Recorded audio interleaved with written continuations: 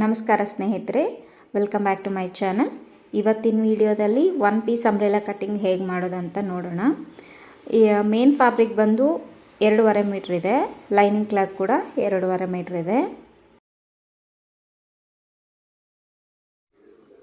ಈ umbrella cut ಬಂದು 38 ಸೈಜ್ದು.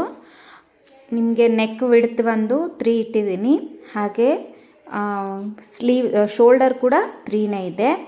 Arm ಹೋಲು 6 ಇಟ್ಟಿದ್ದೀನಿ, ಅಂದರೆ ಕೊಂಕುಳ ಭಾಗ 6 ಇಟ್ಕೊಂಡಿದ್ದೀನಿ. ನಿಮ್ಮ ಮೆಜರ್ಮೆಂಟಲ್ಲಿ ನೋಡಿಕೊಂಡು ನಿಮಗೆ ನೆಕ್ಕು ಹಾಗೆ ಶೋಲ್ಡರ್ ಎಷ್ಟು ಬೇಕೋ ಅಷ್ಟು ಇಟ್ಕೋಬೋದು. ಈ ಪ್ಯಾಟ್ರನ್ನ ನಾನು ತೋರಿಸ್ತಾ ಇದ್ದೀನಿ, ಯಾವ್ಯಾವ ಮೆಜರ್ಮೆಂಟ್ಗೆ ಆ ಮೆಜರ್ಮೆಂಟ್ ಹಾಕ್ಕೊಂಡು ಸ್ಟಿಚ್ ಮಾಡ್ಕೋಬೇಕು. ಶೋಲ್ಡರಿಂದ ಆರ್ಮ್ ಹೋಲ್ಗೆ ಈ ಥರ ಲೈನ್ ಹಾಕ್ಕೊಳ್ಳಿ. ಇಲ್ಲಿ ಲೈನ್ ಹಾಕ್ಕೊಂಡಾದಮೇಲೆ ನಾನು ಎಲ್ಲ ವೀಡಿಯೋನಲ್ಲಿ ತೋರಿಸ್ತಾ ಇರ್ತೀನಿ. ಚೆಸ್ಟ್ ಮೆಜರ್ಮೆಂಟ್ ಎಷ್ಟಿದೆ, 38 ಇದೆ. 38 ಡಿವೈಡೆಡ್ ಬೈ 4 ಮಾಡ್ಕೋಬೇಕು, 9.5 ಬರುತ್ತೆ. ಅದಕ್ಕೆ ಪ್ಲಸ್ ಹಾಫ್ ಇಂಚು ಲೂಸಿಂಗ್ ಇಟ್ಕೋಬೇಕು, ಅಂದರೆ 10 ಆಗುತ್ತೆ. 10 ಇಟ್ಕೋಬೇಕು, ಗೊತ್ತಾಯ್ತಾ? ಯಾವಾಗಲೂ ನಿಮ್ಮದು ಮೆಜರ್ಮೆಂಟ್ ಎಷ್ಟಿರುತ್ತೇನೋ ಅಷ್ಟೇ ಇಟ್ಕೋಬಾರ್ದು, ಅದಕ್ಕೆ ಒಂದು ಹಾಫ್ ಇಂಚು ಲೂಸಿಂಗ್ ಅಂತ ಎಕ್ಸ್ಟ್ರಾ ಇಟ್ಕೋಬೇಕು. ಅಂದ್ರೇ ನಿಮಗೆ ಹಾಕ್ಕೋಬೇಕಾದ್ರೆ ತೆಗಿಬೇಕಾದ್ರೆ ನೀಟಾಗಿ ಬರೋದು. ಮತ್ತು ನಾನಿಲ್ಲಿ ಪ್ಲಸ್ 2 ಇಂಚಸ್ ಎಕ್ಸ್ಟ್ರಾ ಆ್ಯಡ್ ಮಾಡಿದ್ದೀನಿ. ಕ್ಲಾತ್ ಎಕ್ಸ್ಟ್ರಾ ಇದ್ದರೆ ನಿಮಗೆ ಸ್ವಲ್ಪ ಇನ್ ಕೇಸ್ ಲೂಸು ಟೈಟ್ ಏನಾದರೂ ಮಾಡ್ಕೊಳ್ಳೋಕೆ ಬರುತ್ತೆ. ಕಂಪಲ್ಸರಿ 2 ಇಂಚಸ್ ಎಕ್ಸ್ಟ್ರಾ ಕ್ಲಾತು ಬಿಡಬೇಕು. ನೋಡಿ, ಚೆಸ್ಟ್ ಡಿವೈಡೆಡ್ ಬೈ 4 ಮಾಡಿದ್ದೀನಿ ನಾನು. ಚೆಸ್ಟ್ ಮೆಜರ್ಮೆಂಟ್ ಡಿವೈಡೆಡ್ ಬೈ 4 ಅಂದರೆ 38 ಡಿವೈಡೆಡ್ ಬೈ 4 9.5 ಆಗುತ್ತೆ. ಪ್ಲಸ್ ಹಾಫ್ ಇಂಚ್ ಲೂಸಿಂಗ್ ಇದೆ. ನೋಡಿ, ಕೊಂಕುಳ ಭಾಗ ಅಂದರೆ ಆರ್ಮ್ ಹೋಲಲ್ಲಿ ನಾನು ಎಷ್ಟಿಟ್ಟಿದ್ದೀನಿ, ಫ್ರಂಟ್ ಬಂದು ಹಾಫ್ ಇಂಚು, ಹಾಗೆ ಬ್ಯಾಕ್ ಬಂದು 1.5 ಇಂಚು. ಇದು ನಾರ್ಮಲ್ಲಾಗಿ ಎಲ್ಲ ಕಟ್ಟಿಂಗಲ್ಲೂ ಇಷ್ಟೇ ಬರುತ್ತೆ. ಫ್ರಂಟ್ಗೆ ಹಾಫ್ ಇಂಚು, ಬ್ಯಾಕ್ ಸೈಡ್ಗೆ 1.5 ಇಂಚು, 1.5 ಇಂಚಿನಷ್ಟು ತೊಗೋಬೇಕು. ಹಾಗೆ ಇನ್ನೊಂದು ಕಂಪಲ್ಸರಿ ನೆಕ್ಕಿಂದ ಈ ಶೋಲ್ಡರ್ ಪಾರ್ಟ್ ಏನಿರುತ್ತಲ್ಲ ಅಲ್ಲಿಗೆ ಶೋಲ್ಡರ್ಗೆ ಹಾಫ್ ಇಂಚು ಡೌನ್ ತೊಗೋಬೇಕು. ಶೋಲ್ಡರ್ ಡ್ರಾಪ್ ಆಗಲ್ಲ.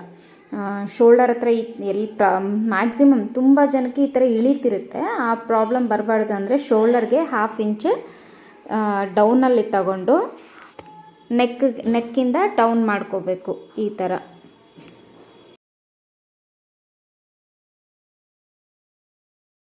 ನೆಕ್ಸ್ಟು ವೇಸ್ಟ್ ಮೆಜರ್ಮೆಂಟ್ ಯಾವ ರೀತಿ ತಗೊಳ್ಳೋದು ಅಂದರೆ, ಈ ಮೆಜರ್ಮೆಂಟಲ್ಲಿ ತೊಗೊಂಡಿರೋದಂದರೆ ಶೋಲ್ಡರ್ ಪಾರ್ಟಿಂದ ಪ್ರತಿಯೊಬ್ಬರು ಹೀಗೆ ಮಾಡಿ, ನಿಮ್ಮ ಶೋಲ್ಡರ್ ಏನಿರುತ್ತಲ್ಲ ಟೇಪ್ನ ಅಲ್ಲಿಂದ ನಡುವರೆಗೂ ಇಡ್ಕೋಬೇಕು.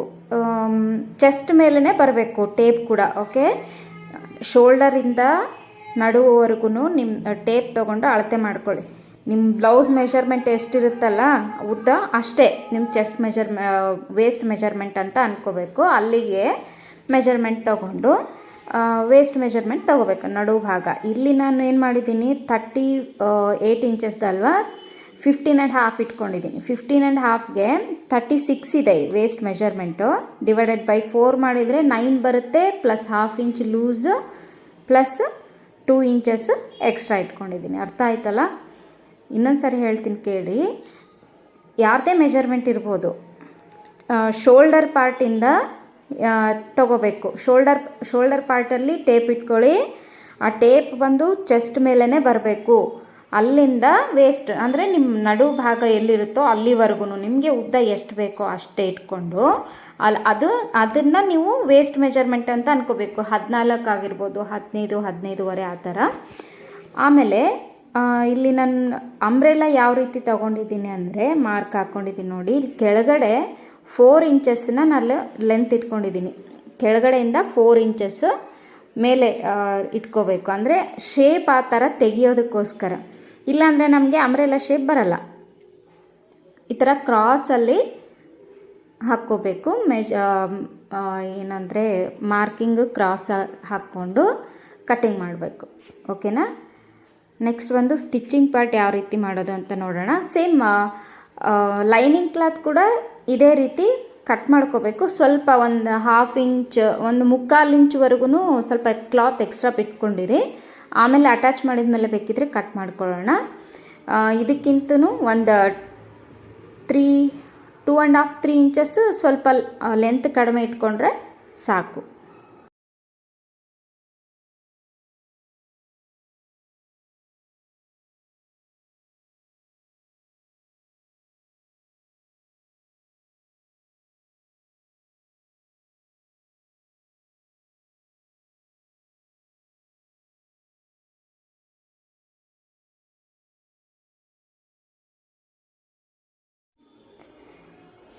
ನೋಡಿ ನೆಕ್ ಯಾವ ರೀತಿ ಕಟ್ ಮಾಡ್ಕೊಳ್ಳೋದು ಅಂತ ಎಲ್ಲನೂ ಒಂದೇ ವಿಡಿಯೋನಲ್ಲಿ ತೋರಿಸಿದ್ದೀನಿ.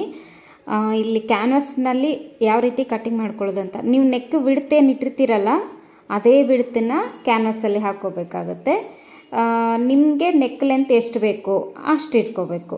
ವಿಡ್ತ್ ಇಲ್ಲಿ ನಾನು 3 ಇಟ್ಟಿದ್ದೀನಿ. ಹಾಗೆ ಲೆಂತ್ ಬಂದು 6 ಇದೆ.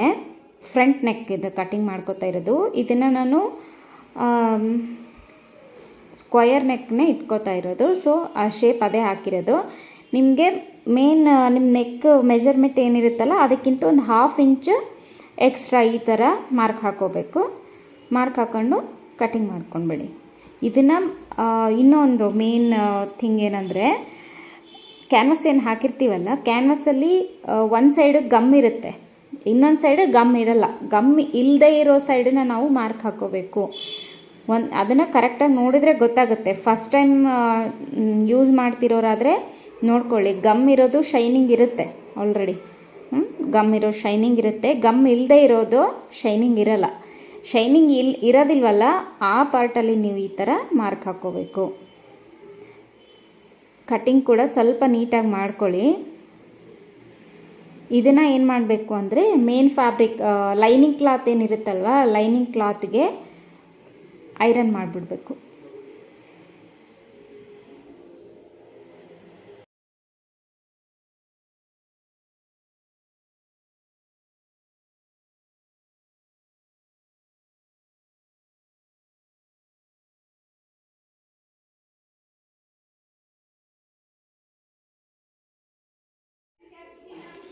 ಸೇಮ್ ಇದನ್ನು ನಾನು ಬ್ಯಾಕ್ ಪಾರ್ಟಲ್ಲಿ ಕಟ್ಟಿಂಗ್ ಮಾಡ್ಕೊತಿದ್ದೀನಿ. ಬ್ಯಾಕ್ ನೆಕ್ ಸೇಮ್ ವಿಡ್ತ್ ಕೂಡ ಅಷ್ಟೇ ಇಟ್ಕೋಬೇಕು.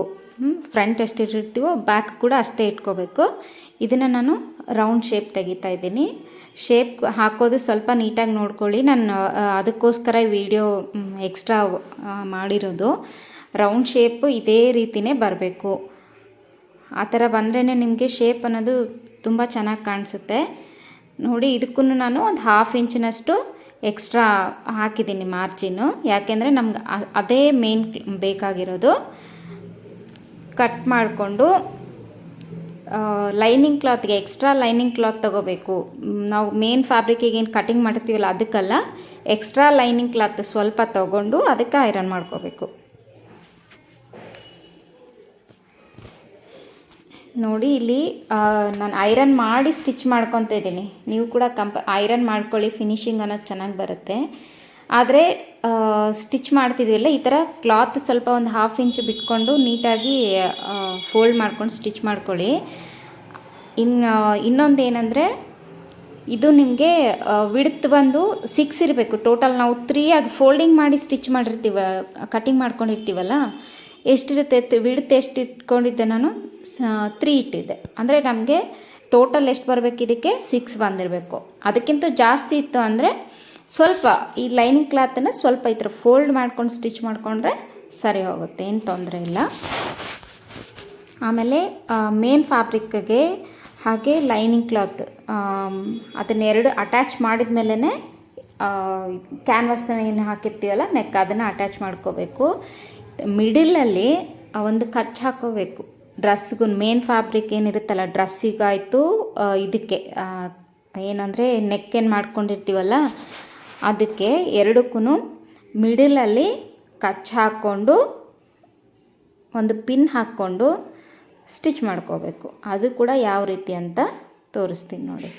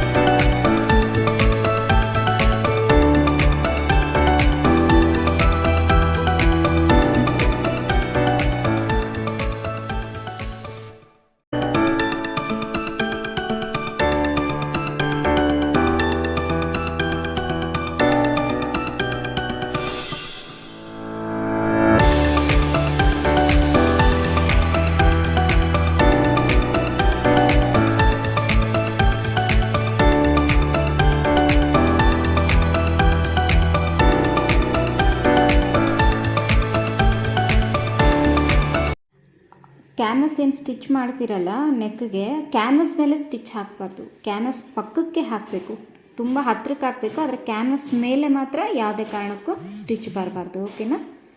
ಇಲ್ಲಿ ಶೋಲ್ಡರ್ ಜಾಯಿಂಟ್ ಮಾಡ್ಕೊಳ್ಳಿ.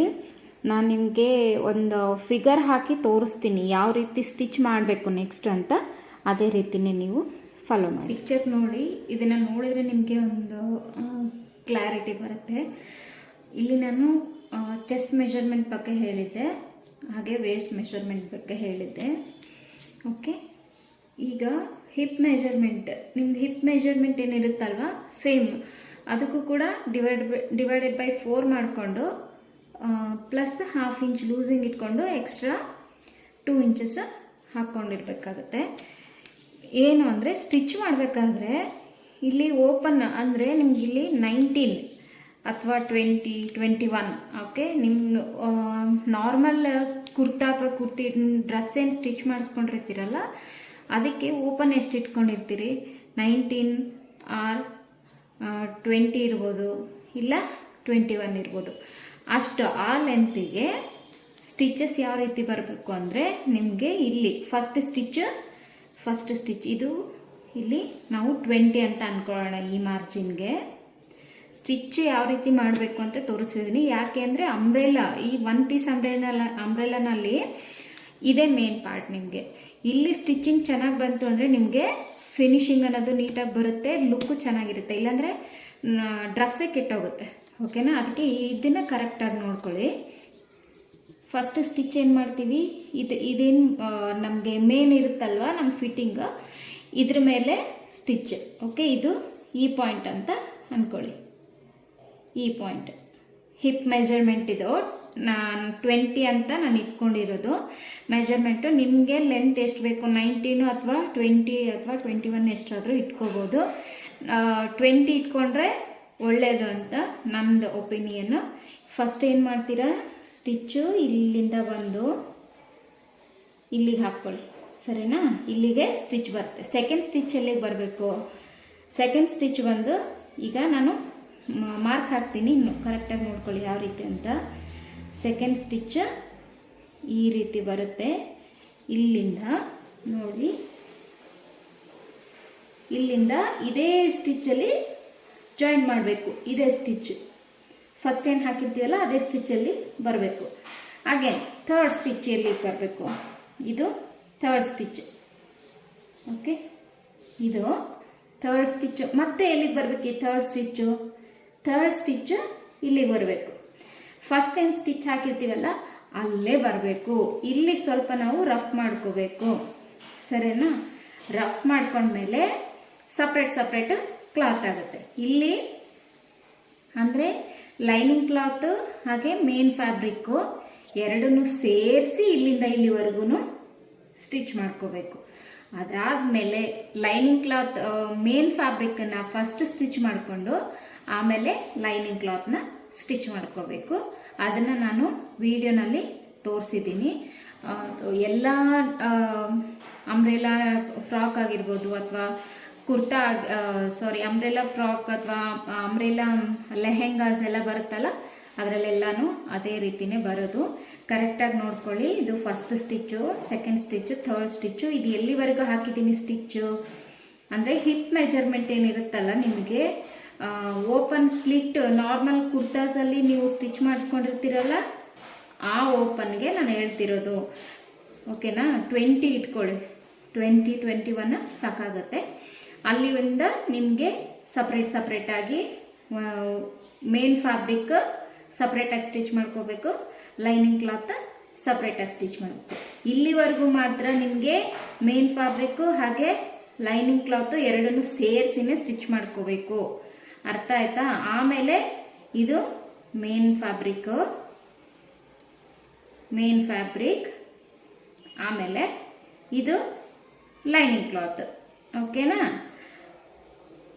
ಇದನ್ನು ಸಪ್ರೇಟಾಗಿ ಸ್ಟಿಚ್ ಮಾಡಿಕೊಂಡು ನೀವು ಕೆಳಗಡೆ ಇದಕ್ಕೆ ನೀವು ಜಿಗ್ಸಾಗ್ ಆದರೂ ಮಾಡ್ಕೋಬೋದು, ಇಲ್ಲ ಫೋಲ್ಡ್ ಮಾಡ್ಕೊಂಡಾದ್ರೂ ಸ್ಟಿಚ್ ಮಾಡ್ಕೋಬೋದು. ಫೋಲ್ಡ್ ಮಾಡಿದರೆ ಅಷ್ಟು ನೀಟಾಗಿ ಬರಲ್ಲ. ಸೊ ಇದನ್ನೇನು ಮಾಡಿ ಅಂದರೆ ಜಿಗ್ಸಾಗ್ ಮಾಡಿಬಿಡಿ.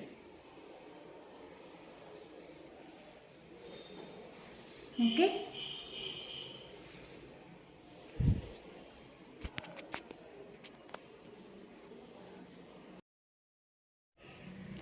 ಇಷ್ಟೊತ್ತು ತೋರಿಸಿದ್ನಲ್ಲ ಅದನ್ನು ಒಂದ್ಸರಿ ಮೇನ್ ಫ್ಯಾಬ್ರಿಕಲ್ಲಿ ತೋರಿಸ್ತಾ ಇದ್ದೀನಿ ನಾನು. ಫ್ರೆಂಡ್ಸ್, ಈ ವಿಡಿಯೋ ನಿಮಗೆ ಇಷ್ಟ ಆಗಿದೆ ಅನ್ಕೋತೀನಿ. ಇಷ್ಟ ಆಗಿದ್ರೆ ಲೈಕ್ ಮಾಡಿ, ಶೇರ್ ಮಾಡಿ, ಸಬ್ಸ್ಕ್ರೈಬ್ ಮಾಡಿ, ಹಾಗೆ ಪಕ್ಕದಲ್ಲಿರೋ ಬೆಲ್ ಐಕನ್ನ ಕ್ಲಿಕ್ ಮಾಡೋದನ್ನು ಮಾತ್ರ ಮರಿಬೇಡಿ ಫ್ರೆಂಡ್ಸ್. ನಾನು ವಿಡಿಯೋ ಸ್ವಲ್ಪ ಲೇಟಾಗಿ ಹಾಕ್ತೀನಿ, ಆದರೆ ಕರೆಕ್ಟ್ ಇನ್ಫಾರ್ಮೇಷನ್ ಕೊಡ್ತೀನಿ.